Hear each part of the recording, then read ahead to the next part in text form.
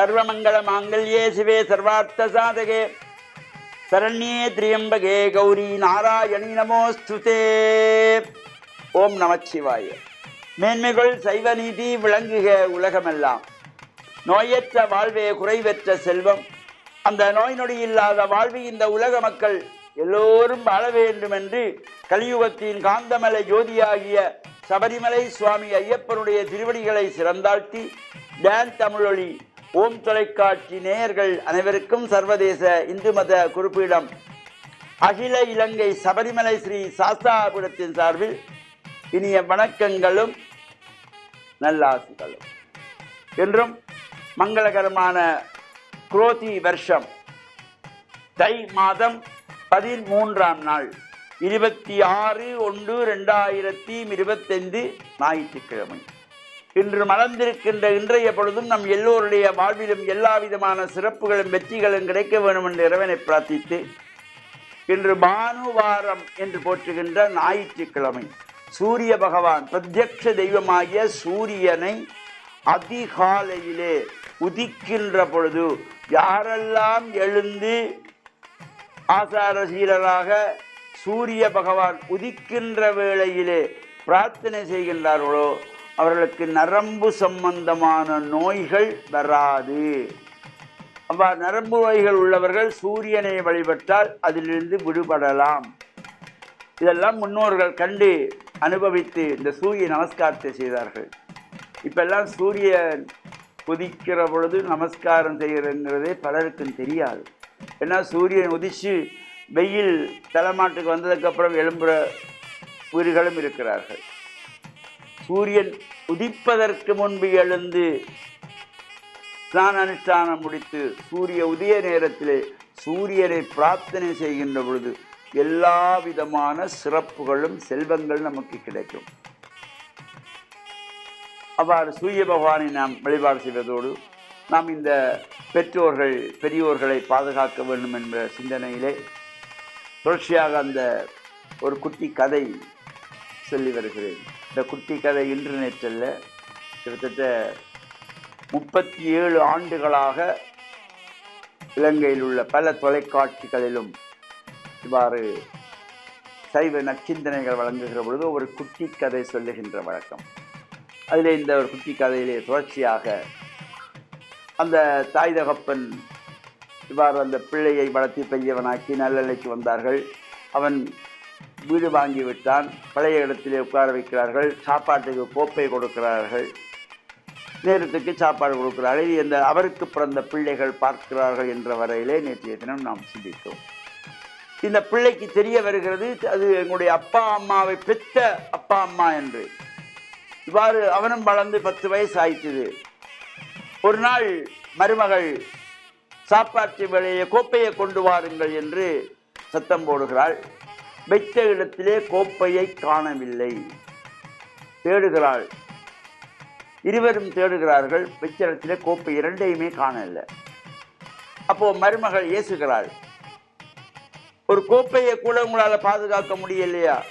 சீக்கிரம் கொண்டு வாங்க, நான் வெளியில போகணும், சோத்தை போட்டுட்டு நான் போக வேணும் என்று அதட்டுகிறாள். மகனும் வந்து விடுகிறான். என்னப்பா, ஒரு கோப்பையை கூட உங்களுக்கு பாதுகாக்க தெரியலையா? ஐயோ, உங்களோட பெரிய கரைச்சலாக இருக்குது என்று சினத்து கொள்ளுகிறான். அப்போ அந்த மகன், அவர்களுடைய மகன் வருகிறான். அப்பா அம்மா, தாத்தா பாட்டியை ஏசாதீங்க. ஏசாம என்னடா பண்ணுறது? கொடுத்த கோப்பையை தொலைத்து போட்டு நிற்கிறார்களே என்று. அவர்கள் ஒன்றும் தொலைக்கவில்லை. இருவருடைய கோப்பையையும் நான் பக்குவமாக எடுத்து கொண்டு போய் என்னுடைய அலமாரியிலே பூட்டி வைத்திருக்கிறேன் என்றானாம். அப்போ இவர்களுக்கு ஆசை, ஏன் அதை தொட்டாய்? அவர்கள் நோய்வாய்ப்பட்டவர்கள், அவர்கள் அந்த எச்சி பட்ட தட்டை தொடக்கூடாது, தொட்டா உனக்கு நோய் வந்துவிடும் என்றெல்லாம் சொல்லுகிற பொழுது, பா, உங்களை பெற்று வளர்த்து ஆளாக்கி உயர்ந்த நிலைக்கு வந்து உத்தியோகம் பார்க்க வைத்து திருமணம் செய்து வைத்து நல்ல நிலைக்கு வந்தவுடனே உங்களை பெற்ற தாய் தந்தையர்களை குடிசையிலே உட்கார வைத்து நேரத்துக்கு சோறு போடுகிறீர்களே. எனக்கு இப்போ 10 வயசு ஆச்சு. இன்னும் ஒரு 10 வருஷத்தில் எனக்கு 20 வயசு வந்துடும். நானும் கல்யாணம் பண்ணிடுவேன், எனக்கு ஒரு மனைவி வந்து உங்களுக்கு ஒரு மருமகள் வந்துடுவாள், அப்போ உங்களுக்கு வயசாயிரும். உங்கள் இருவரையும் இதே குடிசையிலே அமர வைத்து உங்களுக்கு சோறு போடுறதுக்கு இந்த கோப்பை வேணும் என்று நான் கொண்டு போய் பத்திரமாக வைத்திருக்கிறேன் என்றானா. நாம் நம்முடைய தாய் தந்தையர்களை எவ்வாறு நடத்துகிறோமோ அதைத்தான் பிள்ளைகள் பார்க்கும், அதைத்தான் பிள்ளைகள் நமக்கு செய்வார்கள். முற்பகல் செய்யும் பிற்பகல் விளையும். எனவே பெற்றோர்களை மதியுங்கள், அவருடைய வார்த்தைக்கு மதிப்பு கொடுங்கள், அவருடைய ஆசைகளை நிறைவேற்றுங்கள். இன்னும் வாழப்போவது கொஞ்ச காலம். அந்த நேரத்திலே அவர்களோடு சினந்து கொள்ளாதீர்கள், அகதி முகாமிலே கொண்டே விடாதீர்கள், முதியோர் இல்லங்களிலே சேர்க்காதீர்கள், காப்பகத்திலே விடாதீர்கள், காப்பகத்தை திறக்காதீர்கள், இழுத்து மூடுங்கள் என்ற நல்ல சிந்தனையோடு தொடர்ந்து இது வெற்றி சிந்திப்போம் என்று கூறி டான் தமிழொலி ஓம் தொலைக்காட்சி நேயர்கள் அனைவருக்கும் சர்வதேச இந்து மத குருபுரம் அகில இலங்கை சபரிமலை ஸ்ரீ சாஸ்தாபுரத்தின் சார்பில் நல்ல ஆசிகளை கூறிக்கொள்வதில் மன மகிழ்வு கொள்கிறோம். சர்வே ஜனாகாம் சிக்கினோ பவந்து சமஸ்தசன் மங்களானி சந்தி சுபம்.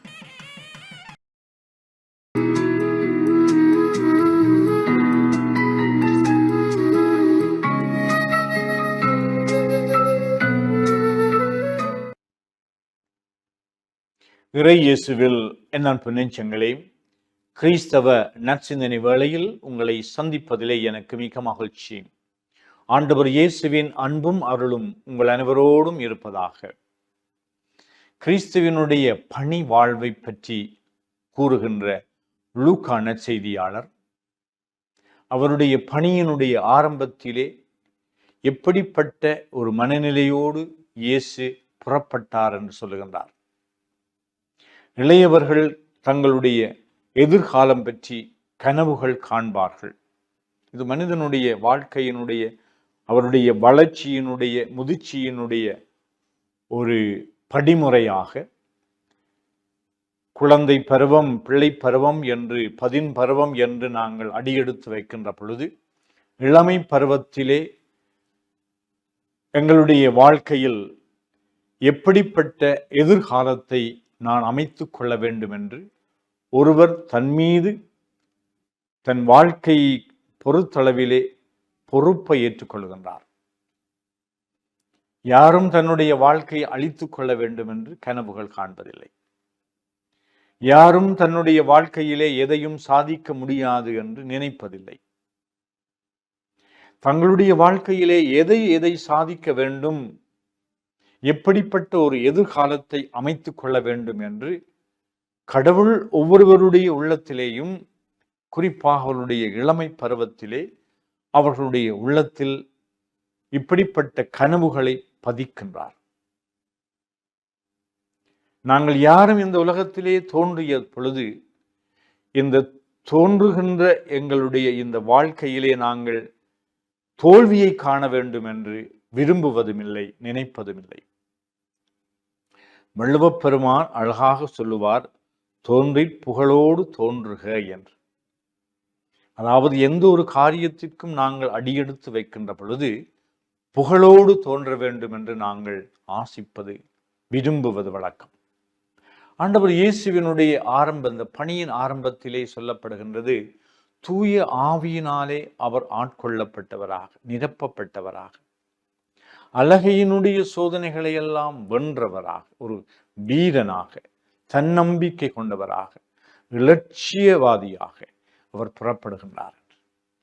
அவர் தாம் வாழ்ந்த அந்த ஊராகிய நாசரேத்துக்குள் வந்து அவர் வழக்கப்படி அந்த தொழுகை கூடத்திலே வாசிப்பதற்காக அவருக்கு கொடுக்கப்பட்ட இந்த எசையாவினுடைய சுருளேட்டை அவர் எடுத்து வாசிக்கின்ற பொழுது, ஆண்டவரின் ஆவி என் மேலே, ஏனெனில் என்னை அபிஷேகம் செய்தார், எளியோருக்கு நற்செய்தி நம்பிடுவதற்கும், சிறைப்பட்டோர் விடுதலை பெறுவர், பார்வையற்றோர் பார்வை பெறுவர், ஒடுக்கப்பட்டோருக்கு விடுதலை வாழ்வு என்று சொல்லி ஒரு விடுதலை விஞ்ஞாபனத்தை முழக்கமிட்டு அறிக்கையிட்டு தன்னுடைய பணியினுடைய நோக்கத்தையும் தன்னுடைய வாழ்வினுடைய இலட்சியத்தையும் நன்கு புரிந்து கொண்டவராக, தன்னுடைய மனதிலே அதை பதித்தவராக, அழிவு பாதையில் அல்ல, ஆக்கத்தின் பாதையிலே செல்ல வேண்டும் என்று விரும்பினார்.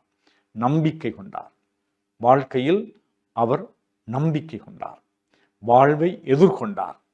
வாழ்வை ஒரு தூர நோக்கத்தோடு பார்த்தார். ஆண்டவருடைய ஆவி அவர் மீது பொழியப்பட்டிருந்த அந்த வேளையிலே தன்னுடைய பணியை இவ்வாறு நிறைவாக ஆரம்பித்தார். ஆரம்பம் நன்றாக இருக்கின்ற பொழுது அது எங்களை எப்பொழுதுமே சரியான முறையிலே வழிநடத்தி செல்லும். அதனாலே நாங்கள் எந்த பணியிலே நாங்கள் இறங்கினாலும் எப்பொழுதும் உயர்வான எண்ணங்களோடு, தூய்மையான எண்ணங்களோடு, உயர்ந்த லட்சியங்களோடு, கடவுளுடைய அருள் வளங்களை பெற்றவர்களாக, நாங்கள் ஆவியானவருடைய தூய ஆவியானவரால் இயக்கம் பெற்றவர்களாக அடியெடுத்து வைப்போம். நாங்கள் இளமையில் மட்டுமல்ல, எந்த விடயத்திலே நாங்கள் விசேட விதமாக பொறுப்புள்ள பெரிய காரியங்களிலே நாங்கள் அடியெடுத்து வைக்கின்ற பொழுது நம்பிக்கை வீரர்களாக நாங்கள் அடியெடுத்து வைப்போம். ஏனென்றால் எங்களுடைய வாழ்க்கையை நிர்ணயிக்கின்றவர் கடவுள்.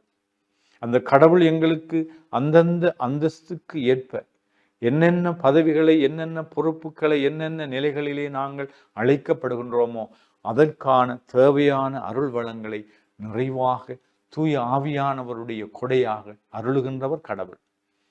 நாங்கள் எதை நாங்கள் எந்த முயற்சியிலே இறங்கினாலும் பயப்பட வேண்டிய அவசியமில்லை. நாங்கள் கடவுள் நம்மோடு இருக்கின்றார் என்ற அந்த நம்பிக்கை உணர்வோடு உங்களுடைய பணி வாழ்வை, உங்களுடைய வாழ்க்கை பயணத்தை தொடர்ந்து ஆற்ற இறைவன் உங்களுக்கு அருள் கூறுவாராக. ஆமென்.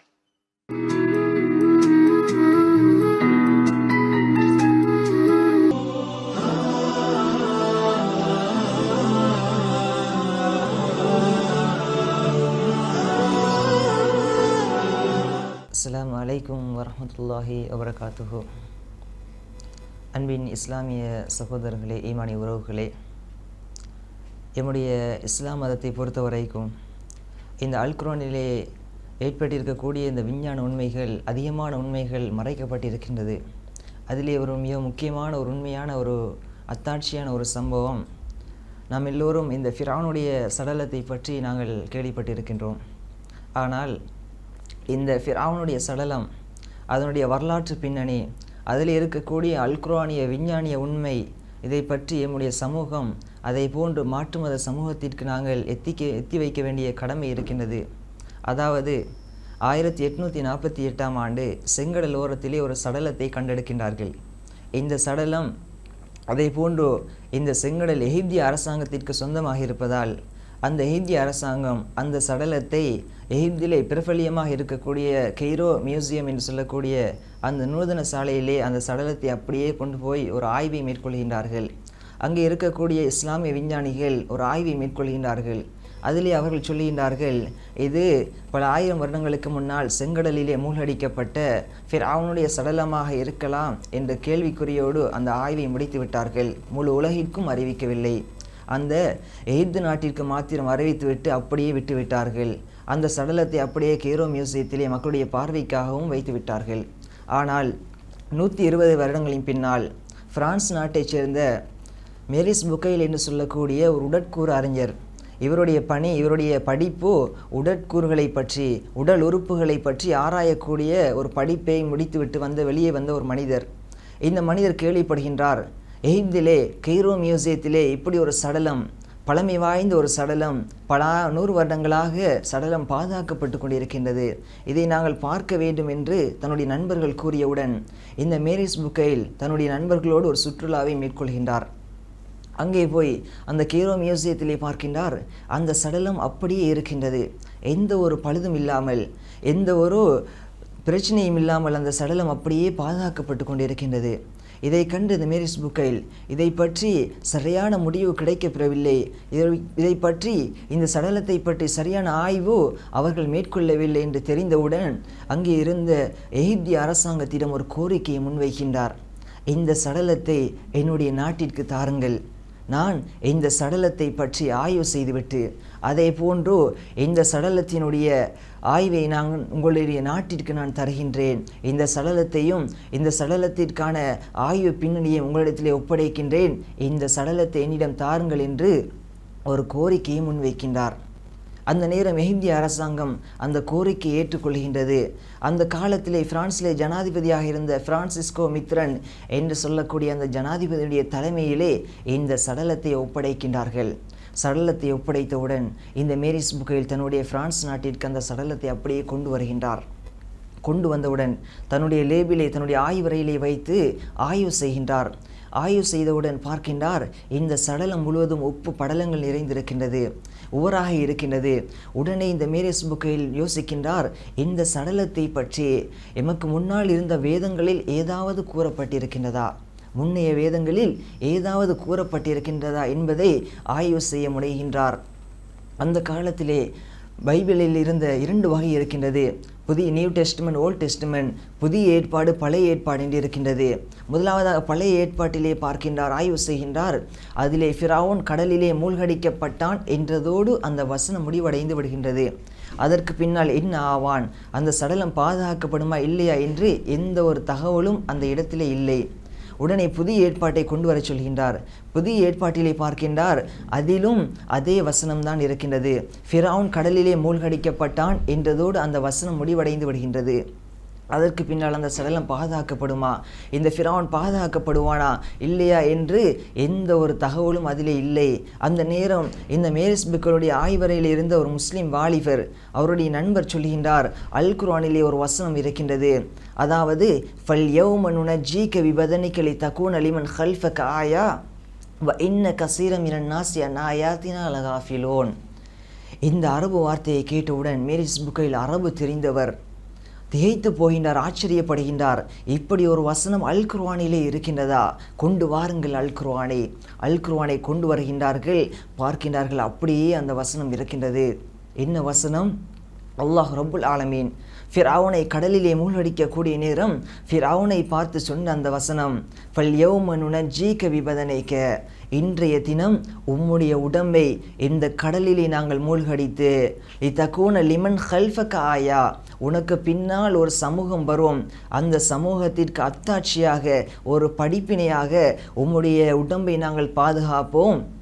இன்ன கஸீரம் மினன் நாஸி அன் ஆயாத்தினா லகாஃபிலூன், ஆனால் அதிகமான மக்கள் எங்களுடைய அத்தாட்சிகளை புறக்கணித்து கொண்டிருக்கின்றார்கள் என்று அந்த வசனத்தை பார்த்தவுடன் மேரிஸ் புக்கையில் தன்னுடைய ஆய்வை முடித்து விடுகின்றார். தன்னுடைய ஃபைலை க்ளோஸ் பண்ணி விடுகின்றார். உடனே வெளியே வருகின்றார். வந்து சொல்கின்றார், மக்களே, நிச்சயமாக சத்தியமாக இது 1200 வருடங்களுக்கு முன்னால் செங்கடலிலே மூழ்கடிக்கப்பட்ட ஃபிரௌனுடைய சடலம்தான் முழு உலகத்திற்கும் மறைத்து விடுகின்றார். அன்று முதல் இந்த நிமிடம் வரைக்கும் கெய்ரோ மியூசியத்திலே அந்த சடலம் பாதுகாக்கப்பட்டு கொண்டிருக்கின்றது. அதற்கு பின்னால் மேரிஸ் புக்கையில் இந்த அல் குர்ஆன் முழுவதையும் ஆய்வு செய்கின்றார். ஆய்வு செய்ததன் பின்னால் மிகப்பெரிய ஒரு புத்தகத்தை வெளியிடுகின்றார். உண்மையான விஞ்ஞானத்தை, சத்திய விஞ்ஞானத்தை சொல்லக்கூடியது அல் குர்ஆனா பைபிளா, அதிலே அல் குர்ஆனுடைய மகிமையை, அல் குர்ஆனுடைய அந்த அத்தாட்சியை எங்கேயோ அளவுக்கு உயர்ந்த அளவிற்கு கொண்டு போய் சேர்த்திருக்கின்றார். அதன் பின்னால் மேரிஸ் புக்கையில் இஸ்லாத்தை ஏற்றுக்கொள்கின்றார். நாங்கள் யோசிக்க வேண்டும், எம்முடைய சமூகத்திற்கு இந்த ஃபிரௌனுடைய சடலம் அத்தாட்சியாக இருக்கின்றது. ஒரு மனிதர் இறந்துவிட்டால் சில நாட்களின் பின்னால் அவனுடைய உடம்பு பழுதடைந்து எலும்பு கூடுகளாக மாறிவிடும். ஆனால் இறைவன் சொன்ன அந்த அத்தாட்சி, இறைவன் சொன்ன அந்த படிப்பினைக்காக இன்று வரைக்கும் பாதுகாப்பேன் என்று சொன்ன அந்த வாக்கியம் இன்று வரைக்கும் ஒரு விஞ்ஞான உண்மையாக நாங்கள் கண்கூடாக கண்டு கொண்டிருக்கின்றோம். நாங்கள் படிப்பினை பெற வேண்டும். படிப்பினைக்காக அந்த ரஹ்மான் எங்களுக்கு இந்த சடலத்தை இன்று வரைக்கும் பாதுகாத்து கொண்டிருக்கின்றான். எனவே நாங்கள் படிப்பினை பெற்று இறைவனை அஞ்சக்கூடிய மக்களாக நாங்கள் மாறுவதற்கு எல்லாம் உள்ள ரஹ்மான் எங்கள் அனைவருக்கும் துணை செய்வானாக. வாஹ்ரதவான் அல்ஹம்துலில்லாஹி ரப்பில் ஆலமீன். அஸ்ஸலாமு அலைக்கும் வரஹ்மத்துல்லாஹி வபரகாத்துஹு.